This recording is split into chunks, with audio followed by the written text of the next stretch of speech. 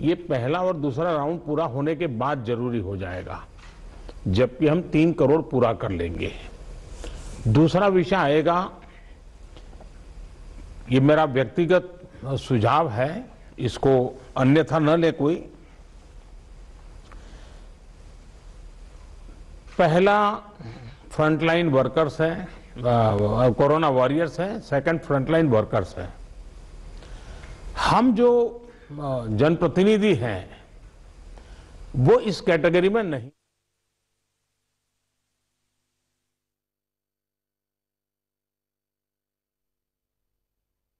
पहला frontline workers है, corona warriors है, सेकंड फ्रंटलाइन वर्कर्स है। हम जो जनप्रतिनिधि हैं वो इस कैटेगरी में नहीं।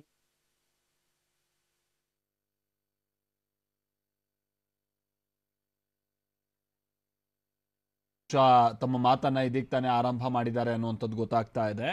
ಆಮೇಲೆ ಜನಪ್ರತಿನಿಧಿಗಳು ಈ ಫ್ರಂಟ್ ಲೈನ್ ವರ್ಕರ್ಸು ಅಥವಾ ಫ್ರಂಟ್ ಲೈನ್ ವಾರಿಯರ್ಸು ಅಥವಾ ಈ ಮೊದಲ ಹಂತದಲ್ಲಿ ಕೊಡುವಂಥ ಪಟ್ಟಿಯಲ್ಲಿ ಇಲ್ಲ ಅನ್ನುವಂಥದ್ದೇನೋ ಅವ್ರು ಹೇಳ್ತಾ ಇದ್ರು. ಬಟ್ ಈಗ ನಾವೆಲ್ಲ ಗಮನಿಸ್ತಾ ಇರುವಂಥದ್ದೇನು ಅಂತ ಅಂದರೆ, ಜನರಲ್ಲಿರುವಂಥ ಒಂದಷ್ಟು ಗೊಂದಲ ಇದೆಯಲ್ಲ, ಆಮೇಲೆ ಭಯನೂ ಕೂಡ ಇದೆ, ಆತಂಕ ಇದೆ, ಅದೆಲ್ಲ ನಿವಾರಿಸುವಂಥ ಕೆಲಸವನ್ನು ಪ್ರಧಾನಿ ಹೇಗೆ ಮಾಡ್ತಾರೆ ಅಂತ. ಅಫ್ಕೋರ್ಸ್ ಇಲ್ಲಿ ಹಲವಾರು ಡಾಕ್ಟರ್ಸ್ಗಳು ಹೇಳ್ತಾ ಇರಬಹುದು ಇದರಿಂದ ಸಮಸ್ಯೆ ಆಗಲ್ಲ, ಇದನ್ನ ಈ ಲಸಿಕೆಯನ್ನು ಪಡೆದುಕೊಂಡ್ರೆ ಭಾಳ ಒಳ್ಳೆಯದೇ ಅನ್ನುವಂಥದ್ದನ್ನು. ಬಟ್ ಜನರಲ್ ಒಂದಷ್ಟು ಗೊಂದಲಗಳಿದ್ದೇ ಇದೆ. ಹೀಗಾಗಿನೇ ಪ್ರಧಾನಿ ನರೇಂದ್ರ ಮೋದಿ ಅವರು ಇವತ್ತು ಮಾಡ್ತಾ ಇರುವಂಥ ಭಾಷಣದಲ್ಲಿ ಜನರಲ್ಲಿ ಲಸಿಕೆಯನ್ನು ತೆಗೆದುಕೊಳ್ಳುವಂಥ ನಿಟ್ಟಿನಲ್ಲಿ ಆ ಕಾನ್ಫಿಡೆನ್ಸನ್ನು ಹೇಗೆ ಹೆಚ್ಚಿಸ್ತಾರೆ ಅನ್ನುವಂಥದ್ದನ್ನು ಕೂಡ ನಾವು ನೋಡಬೇಕಾಗಿದೆ. दुनिया के सबसे बड़े टीकाकरण अभियान, इस विषय में अभी विस्तार से हमारी चर्चा हुई। प्रेजेंटेशन में भी काफी चीजें डिटेल बताई गई है और हमारे राज्यों के डिस्ट्रिक्ट लेवल के अधिकारियों तक बहुत विस्तार से इसकी चर्चा हुई है और इस दरमियान कुछ राज्यों से अच्छे सुझाव भी मिले हैं। केंद्र और राज्यों के बीच इस संवाद और सहयोग ने कोरोना से लड़ाई में बहुत बड़ी भूमिका निभाई है। एक प्रकार से फेडरलिज्म का उत्तम उदाहरण इस सारी लड़ाई में हम लोगों ने प्रस्तुत किया है। साथियों, आज हमारे देश के पूर्व प्रधानमंत्री स्वर्गीय लाल बहादुर शास्त्री जी की पुण्यतिथि भी है। मैं उन्हें अपनी भावभीनी श्रद्धांजलि अर्पित करता हूं। 1965 में शास्त्री जी ने एडमिनिस्ट्रेटिव सर्विस की एक कॉन्फ्रेंस में एक महत्वपूर्ण बात कही थी, जिसका जिक्र मैं यहां आपके सामने करना चाहता हूं। उन्होंने कहा था कि the basic idea of governance as I see it is to hold the society together so that it can develop and march towards certain goals. The task of the government is to facilitate this evolution, this process. मुझे संतोष है कि corona के इस संकट काल में हम सभी ने एकजुट होकर काम किया। जो सीख लाल बहादुर शास्त्री जी ने दी थी उसी पर चलने का हम सबने प्रयास किया और इस दरमियान संवेदनशीलता के साथ त्वरित फैसले भी किए गए, जरूरी संसाधन भी जुटाए गए और देश की जनता को निरंतर हम लगातार जागरूक भी करते रहे।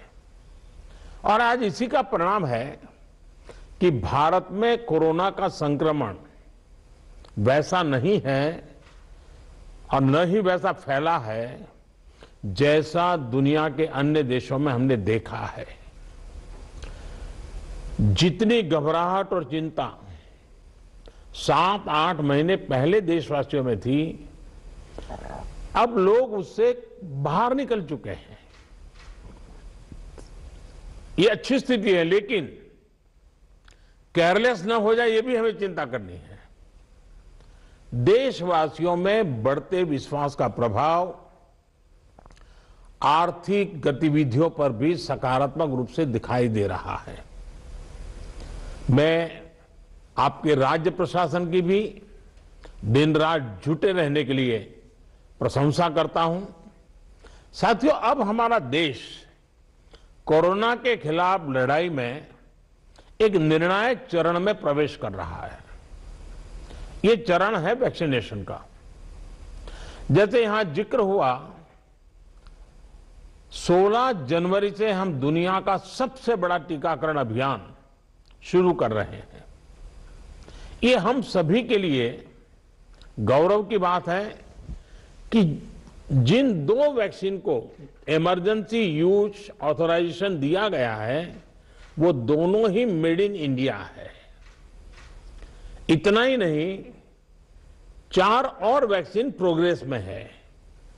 और ये जो मैं करीब 60-70% काम पहले राउंड का होने के बाद बैठने की चर्चा इसलिए करता हूं कि उसके बाद और वैक्सीन भी आ जाएगी, और जब और वैक्सीन आ जाएगी तो हमें फ्यूचर का प्लान करने में वो भी एक बहुत बड़ी सुविधा रहेगी।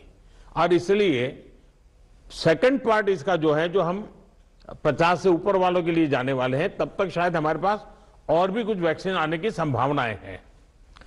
साथियों, देशवासियों को एक प्रभावी वैक्सीन देने के लिए हमारे एक्सपर्ट्स ने हर प्रकार की सावधानियां बरती हैं, और अभी साइंटिफिक कम्युनिटी की तरफ से विस्तार से हमें बताया भी गया है। और आपको मालूम होगा, मैं इस विषय में जब भी मुख्यमंत्रियों के साथ बात हुई, मैंने हमेशा एक ही जवाब दिया था कि इस विषय में हम जो भी निर्णय करना होगा वो साइंटिफिक कम्युनिटी जो कहेगी वो ही हम करेंगे। साइंटिफिक कम्युनिटी को ही हम फाइनल वर्ड मानेंगे, और हम उसी प्रकार चलते रहे हैं। कई लोग कहते थे, देखिए दुनिया में वैक्सीन आ गई, भारत क्या कर रहा है, भारत सो रहा है, इतने लाख हो गया, इतना हो गया, भारत कुछ, ऐसी भी चिल्लाहट हुई। लेकिन फिर भी हमारा मत था कि ये साइंटिफिक कम्युनिटी और जो इसके लिए जिम्मेवार लोग हैं उनकी तरफ से जब आएगा तभी हमारे लिए उचित होगा, और हम उसी दिशा में चले हैं। बड़ी बात जो मैं दोहराना चाहता हूं कि हमारी दोनों वैक्सीन दुनिया की दूसरी वैक्सीन से ज्यादा कॉस्ट इफेक्टिव है।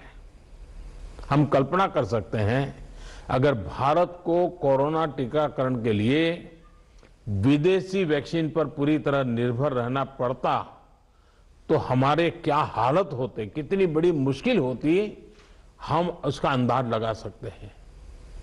ये वैक्सीन भारत की स्थितियां और परिस्थितियों को देखते हुए निर्मित की गई है। भारत के टीकाकरण का जो अनुभव है, जो दूर सुदूर क्षेत्रों तक पहुंचने की व्यवस्थाएं हैं, वो कोरोना वैक्सीनेशन कार्यक्रम में बहुत उपयोगी सिद्ध होने वाली है। साथियों, आप सभी राज्यों के साथ सलाह मशवरा करके ही ये तय किया गया है कि टीकाकरण अभियान की शुरुआत में किसे प्राथमिकता दी जाएगी। हमारी कोशिश सबसे पहले उन लोगों तक कोरोना वैक्सीन पहुंचाने की है जो देशवासियों की स्वास्थ्य सुरक्षा में जुटे हुए हैं, जो हमारे हेल्थ वर्कर्स हैं, सरकारी हो या प्राइवेट, पहले उनको टीका लगाया जाएगा। इसके साथ साथ हमारे जो सफाई कर्मचारी हैं, दूसरे फ्रंटलाइन वर्कर्स हैं, सैन्य बल है, पुलिस और केंद्रीय बल हैं, होमगार्ड है, डिजास्टर मैनेजमेंट वॉलेंटियर समेत तमाम सिविल डिफेंस के जवान हैं, कंटेनमेंट और सर्वेलेंस से जुड़े रेवेन्यू कर्मचारी हैं, ऐसे साथियों को भी पहले चरणों में टीका लगाया जा रहा है। देश के अलग अलग राज्यों के हेल्थ वर्कर्स, फ्रंटलाइन वर्कर्स की संख्या देखें तो एक करीब 3 करोड़ होती है।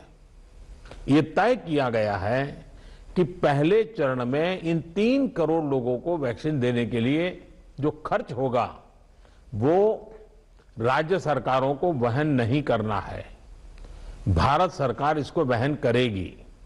साथियों, वैक्सीनेशन के दूसरे चरण में, वैसे एक प्रकार से वो तीसरा चरण हो जाएगा, लेकिन हम अगर इन 3 करोड़ को एक माने तो दूसरा चरण 50 वर्ष से ऊपर के सभी लोगों को और 50 वर्ष से नीचे के उन बीमार लोगों को जिनको संक्रमण का सबसे ज्यादा खतरा है, उनको टीका लगाया जाएगा। आप सभी परिचित हैं कि बीते कुछ हफ्तों में जरूरी इंफ्रास्ट्रक्चर से लेकर लॉजिस्टिक तक की तैयारियां सभी राज्यों और केंद्र शासित प्रदेशों के साथ विचार विमर्श करके, लगातार मीटिंगें करके, मॉड्यूल्स बना करके इसको पूरा किया गया है। देश के लगभग हर जिले में ड्राई रन्स भी पूरे हो चुके हैं। इतने बड़े देश में सभी जिलों में ड्राई रन्स हो जाना, ये भी अपने आप में हमारी काफी बड़ी कैपेबिलिटी को दिखाता है। हमारी जो नई तैयारियां हैं, जो कोविड के एसओपीज हैं, उनको अब हमें अपने पुराने अनुभवों के साथ जोड़ना है। भारत में पहले से ही अनेक यूनिवर्सल इम्यूनाइजेशन प्रोग्राम ऑलरेडी चल रहे हैं, हमारे लोग बड़ी सफलतापूर्वक कर भी रहे हैं। मिशंस रूबेला जैसी बीमारियों के खिलाफ भी व्यापक कैंपेन हम लोग चला चुके हैं। दुनिया के सबसे बड़े चुनाव और देश के कोने कोने तक पहुंचकर मतदान की सुविधा देने का भी हमारे पास एक बहुत ही अच्छा अनुभव है। इसके लिए जो बूथ स्तर की रणनीति हम बनाते हैं, उसी को हमें यहां भी प्रयोग में लाना है। साथियों, इस टीकाकरण अभियान में सबसे अहम उनकी पहचान और मॉनिटरिंग का है जिनको टीका लगाना है। इसके लिए आधुनिक टेक्नोलॉजी का उपयोग करते हुए कोविन नाम का एक डिजिटल प्लेटफॉर्म भी बनाया गया है। आधार की मदद से लाभार्थियों की पहचान भी की जाएगी और उनको दूसरी डोज समय पर मिले, ये भी सुनिश्चित किया जाएगा। मेरा आप सभी से विशेष आग्रह रहेगा कि टीकाकरण से जुड़ा रियल टाइम डेटा कोविन पर अपलोड हो, ये सुनिश्चित करना है। इससे जरा सी चूक भी इस मिशन को नुकसान पहुंच सकता है। कोविन पहले टीके के बाद एक डिजिटल वैक्सीनेशन सर्टिफिकेट जनरेट करेगा। लाभार्थी को यह सर्टिफिकेट टीका लगाने के बाद डिजिटली तुरंत देना जरूरी है, ताकि उसे सर्टिफिकेट लेने के लिए फिर ना आना पड़े। किसको टीका लग चुका है, ये तो इस सर्टिफिकेट से पता चलेगा ही, साथ ही दूसरी डोज उसको कब लगेगी, इसके रिमाइंडर के रूप में भी ये काम करेगा। दूसरी डोज के बाद फाइनल सर्टिफिकेट दिया जाएगा। साथियों, भारत जो करने वाला है, उसे दुनिया के अनेक देश फिर फॉलो करेंगे। इसलिए हमारी जिम्मेदारी बहुत ज्यादा है। एक और अहम तथ्य है जिसका हमें ध्यान रखना है। दुनिया के 50 देशों में 3-4 सप्ताह से वैक्सीनेशन का काम चल रहा है।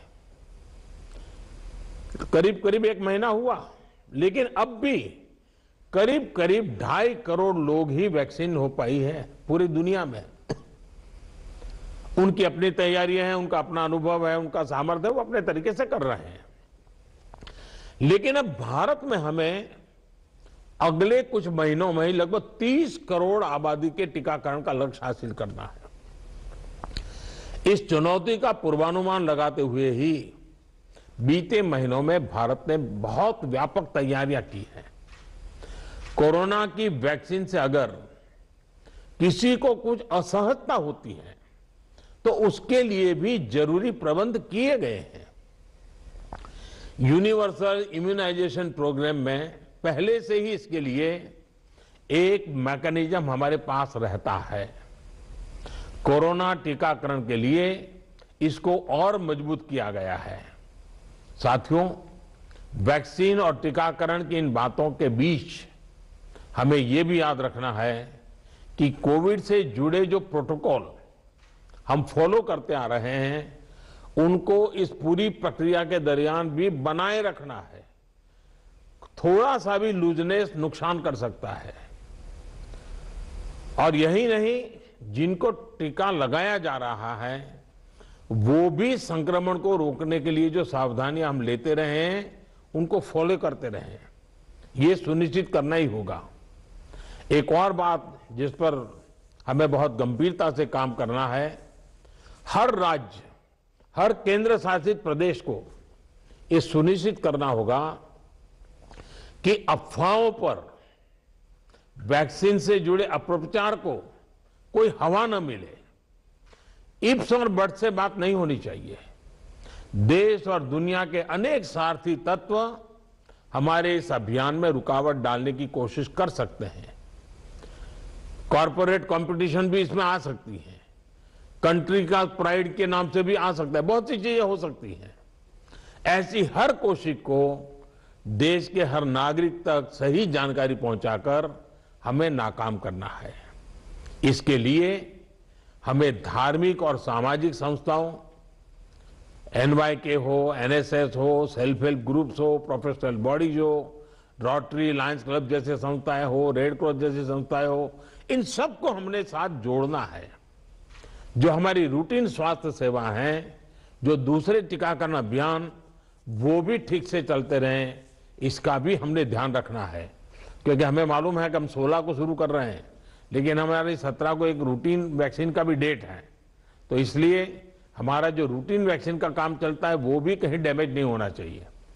आखिरी में एक और गंभीर विषय के बारे में आपसे जरूर बात करना चाहता हूं। देश के 9 राज्यों में बर्ड फ्लू की पुष्टि हुई है। ये राज्य हैं केरला, राजस्थान, हिमाचल प्रदेश, गुजरात, हरियाणा, उत्तर प्रदेश, मध्य प्रदेश, दिल्ली और महाराष्ट्र। बर्ड फ्लू से निपटने के लिए पशुपालन मंत्रालय द्वारा कार्य योजना बनाई गई है, जिसका तत्परता से पालन आवश्यक है। इसमें डिस्ट्रिक्ट मजिस्ट्रेट की भी बड़ी भूमिका है। मेरा आग्रह है कि प्रभावित राज्यों के मुख्यमंत्री साथी भी मुख्य सचिवों के माध्यम से सभी डिस्ट्रिक्ट मजिस्ट्रेट का मार्गदर्शन करें। जिन राज्यों में अभी बर्ड फ्लू नहीं पहुंचा है, वहां की राज्य सरकारों को भी पूरी तरह सतर्क रहना होगा। हमें सभी राज्यों, स्थानीय प्रशासन को वाटर बॉडीज के आसपास, पक्षी बाजारों में, जू में, पोल्ट्री फार्म इत्यादि पर निरंतर निगरानी रखनी है, ताकि पक्षियों के बीमार होने की जानकारी प्राथमिकता पर मिले। बर्ड फ्लू की जांच के लिए जो लेबोरेटरीज हैं, वहां समय पर सैंपल भेजने सही स्थिति का जल्दी पता लगेगा और स्थानीय प्रशासन भी उतनी ही तेजी से कार्रवाई कर पाएगा। वन विभाग हो, स्वास्थ्य विभाग, पशुपालन विभाग के बीच जितना अधिक कोऑर्डिनेशन होगा, उतनी ही तेजी से हम बर्ड फ्लू के नियंत्रण में सफल होंगे। बर्ड फ्लू को लेकर लोगों में अफवाहें न फैलें, इसे भी हमें देखना होगा। मुझे पूरा विश्वास है कि हमारे एकजुट प्रयास हर चुनौती से देश को बाहर निकालेगा। मैं फिर एक बार आप सबका बहुत आभारी हूं और 60% काम होने के बाद हम दोबारा एक बार बैठ करके रिव्यू करेंगे। उस समय जरा विस्तार से भी बात करेंगे और तब तक कुछ नई वैक्सीन आ जाए तो उसको भी हम संज्ञान में लेकर के आगे की अपनी रणनीति बनाएंगे। बहुत बहुत धन्यवाद आप सबका।